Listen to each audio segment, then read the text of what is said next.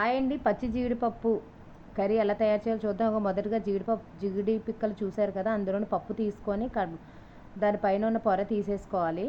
పొర తీసుకున్న తర్వాత మనం ఎగ్స్ బాయిల్ చేసుకొని పక్కన పెట్టుకోవాలి. తర్వాత వాటర్లో మనం జీడిపప్పుని ఒక 5 నిమిషాలు ఉంచితే దాని జీడి వాసన పోతుంది. తర్వాత మనం ఆయిల్ వేసుకొని పసుపు వేసుకొని అందులో బాయిల్ చేసిన ఎగ్స్ ఉన్నాయి కదా, ఒకసారి ఫ్రై చేసుకొని పక్కన పెట్టుకోవాలి. పక్కన పెట్టుకుంటే జీడిపప్పు ఉంది కదండి, పచ్చి జీడిపప్పు చాలా అంటే చాలా టేస్ట్గా ఉంటుంది. ట్రై చేయండి ఫ్రెండ్స్. దొరికితే మాత్రం దాన్ని మనం ఫ్రై చేసుకుంటాం.